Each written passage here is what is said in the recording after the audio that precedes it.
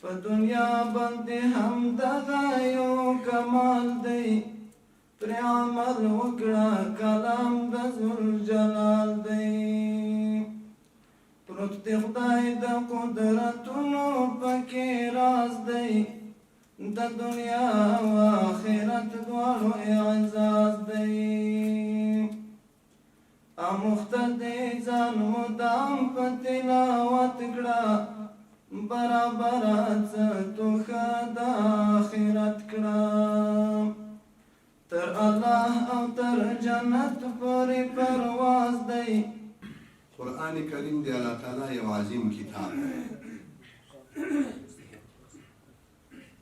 دی اللہ تعالی یو عظیم کتاب ده ځکه چې دی الله پاک خبرې دي پکې قرآن کریم دغه دوم سورت چې دا سوره فاتحه د قرآن کریم مقدمه ده بیا دغه دوم سورت چې الف لام میم ده په دغه کې خداوند متعال ذلک الکتاب لا ریب فیه په دې کې یو څلورو شیانو باندې اشاره کړې ده تعظیم او عظمت دی قرآن کریم ته یو دا د چې په ذالکه اشاره ورته کړې ده ذلک الکتاب لا ریب فیه دغه علماء کرام وایي چې بعید دا قریب ته دی بعید اشاره دا په تعظیم او په تفخیم باندې دلالت کوي یعنی دا کتاب خو همدغه قرآن کریم د خو اشاره په ذالکه کړې ده او په ذالکه باندې اشاره بعید لرې شته کی په عربي محاوره کې که یو څوک وایي چې ذالک الفتى نو معنا به دا شي چې ځوان دغه ته وایي یا ځوان دغه ده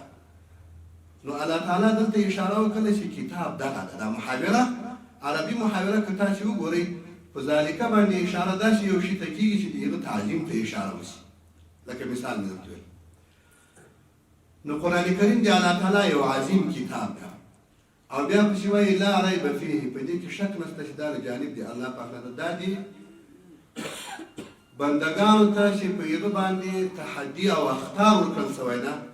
هغوی د دې په مثل باندې د یو آیات راتګ سره دي چې په یوه زمانه کې نازل شوی ده چې هغه د فصاحت او د بلاغت زمانه وه شاعران ول ادیبان ول فصیحان او بلیغان ول هغوی به مقالې لوستلې مګر د قرآن کریم د یو آیات درې ځای اخطار ورکړل شوی دا تحدي ورکړل شوی ده خو لیکن دوی په دې باندې راتلل نه دي کړي الله جل جلاله یو ډېر غټ احسان په موږ تاسې کړی ده چې الله داسې یو امیر موږ ته راکړی ده چې په اول قدم کې له موږ سره د ایمان غم ده په اول قدم کې له ټول ملت سره دونه وفا لري چې د هر چا عقیدې په قرآن حدیثو حق لارو برابرې کړي نن د حمد او د شکر ځای ده ټول افغانستان کې په هر ولایت کې لسګونه مراکزو کې د قرآن کریم ترجمې کېږي عزتمندو دلته هغه کتاب ختم شو چې موږ او تاسو ته انسانیت راښودلی دلته هغه کتاب ختم شو چې الله جل جلاله دغه کتاب ته عظمت والا کتاب ویلی نو دا ډېر د خوشحالۍ ځای ده الله جل جلاله دې دغه تفسیر او ترجمه دې دغه معزز کتاب د خپل رضا سبب وګرځي قرآن کریم کې الله جل جلاله موږ او تاسو ته د خوشحالۍ شی راکوي ګورې عزتمندو د موږ او تاسو په جامعه کې هغه انسان چې هغه ډېر مال ولري هغه معزز وي هغه انسان چې ډېر جایداد ولري هغه معزز وي هغه انسان چې ډېر اولادونه ولري هغه معزز وي هغه انسان چې منصب او چوکۍ او طاقت ولري هغه معزز وي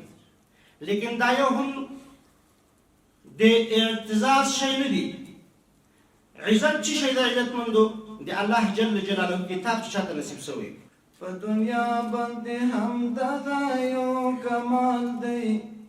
پر عمل وکړه کلام د ذوالجلال دی